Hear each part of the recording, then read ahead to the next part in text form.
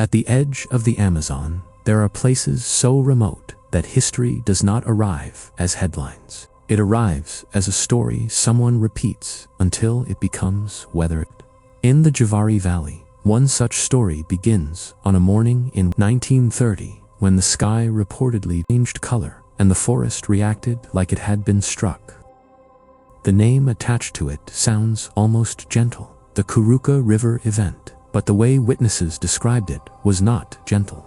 They spoke of fireballs, of stones or debris, of a loud detonation and a dust cloud that made daylight feel wrong. This is not a case with clean photographs, nor a sealed evidence locker.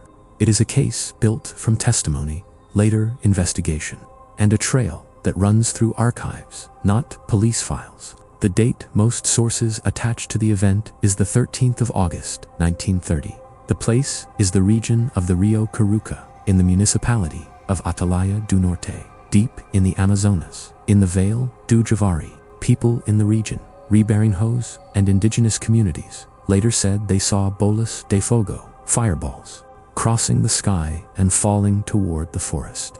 Some accounts mention multiple objects rather than one. Imagine what it takes to make the Amazon sound small. Most noises are swallowed by trees and distance. So when multiple witnesses describe a shock, a tremor, a roar, you pay attention, because the jungle does not exaggerate easily. If this had happened over a city, the story would have been trapped immediately in photos and newspapers. But this was the 1930 Amazon. Distance was not just geography, it was isolation. Whatever fell, it fell into a place that can hide almost anything. The strangest part is how the story survived at all. One of the key early written trails comes from a visiting friar who collected accounts and sent a report outward toward the Vatican instead of toward Brazilian newspapers. That friar is commonly identified as Fedele d'Alviano, a Capuchin missionary connected to the region, who, according to later summaries, visited days after and recorded what people told him about the sky and the impact. And then the story goes quiet, not because it was solved, because the world moved on and the Amazon kept its own secrets. For decades, the Kuruka event sits in the category of maybe, like a bruise on history with no clear cause. Many years later, the case resurfaces through an archivist's kind of accident.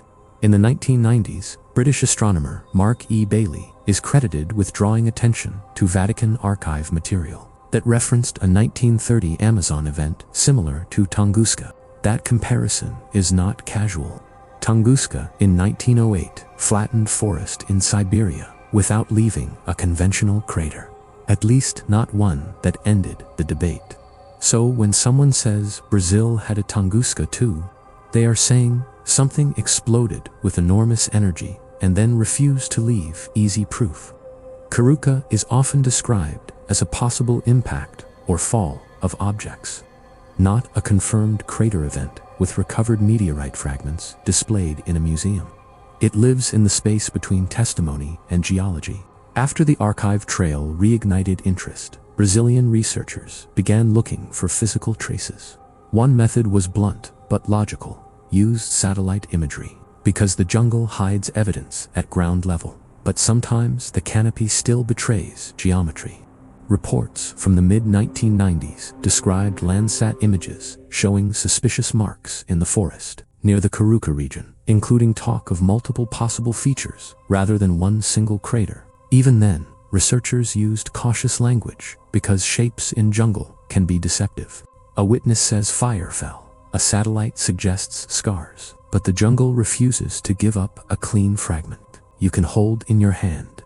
One of the names tied to later investigation is Brazilian astrophysicist Ramiro de la Reza, connected to work that treats the event as a serious scientific possibility and describes expeditions and analysis aimed at locating the impact site. Some summaries of his work discuss energetic estimates on the order of megatons, and even comparisons to local seismic effects, but treat those as models, not courtroom facts. In a case like this, numbers can sound precise while still being uncertain. When meteors are commonly seen globally, Some researchers have suggested the event could relate to meteor shower debris, but that remains a hypothesis, not a confirmed chain. Now, why do people call this a UFO case? Because when witnesses say multiple fireballs fell, and the story is isolated, and proof is hard to retrieve, something choosing the jungle. But nothing in the strongest sources requires an alien explanation.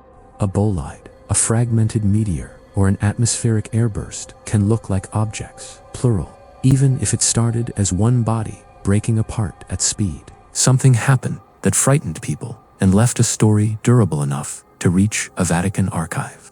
The question is not what you want it to be. The question is what you can prove. Picture the geography again.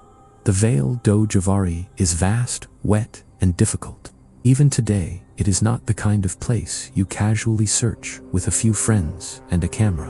In 1930, it was a world apart. That means even a very large event could leave only indirect signs: snapped trees, changed soil, scars that grow over, and the slow whisper of a community repeating what it saw. It also means rumors breed easily. A story told in a place that outsiders rarely visit becomes hard to check, and that uncertainty can be mistaken for fiction. But uncertainty is not the same thing as false. When you hear that the event was forgotten for decades, do not imagine it vanished locally. Imagine it continued as oral memory and only vanished from the outside world that thinks history is whatever got printed.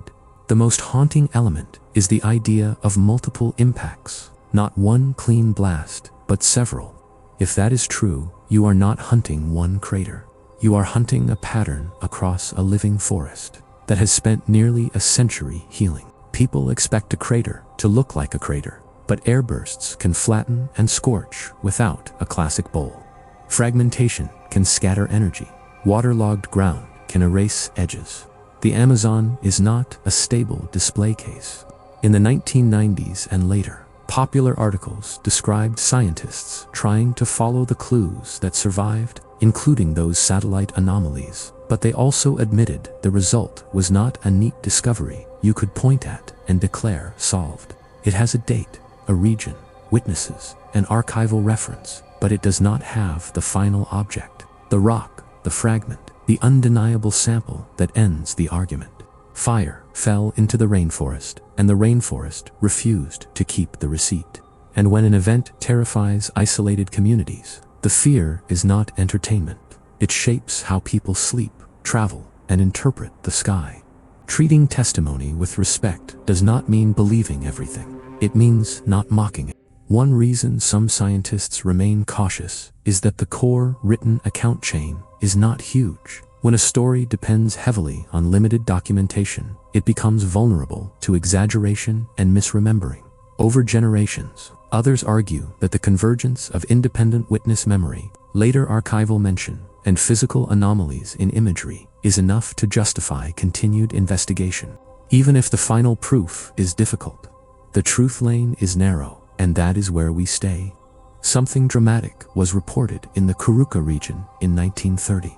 Later sources revived it through archival reference. Later investigations searched for physical traces and debated what the satellite marks really meant. Beyond that, certainty drops off. Usually, nature leaves evidence, and we leave rumors. Here, we leave the evidence first, testimony, and nature leaves the rumor. Ambiguous scars you cannot quite read, and the jungle gives the story its final mood. Even if you never believe in UFOs, the idea that something could fall from space into a rainforest and remain unconfirmed for nearly a century is genuinely unsettling. Not because it is paranormal, because it is real-life scale. So if you are watching this hoping for a final answer, you are watching the wrong kind of case. This is not a solved mystery. This is a documented question mark, pinned to a date and a river, and surrounded by green that keeps its secrets. If you stood in the Javari Valley and the sky broke into fire, you would not care what we call it. You would remember the sound, and you would wait for proof that might never come.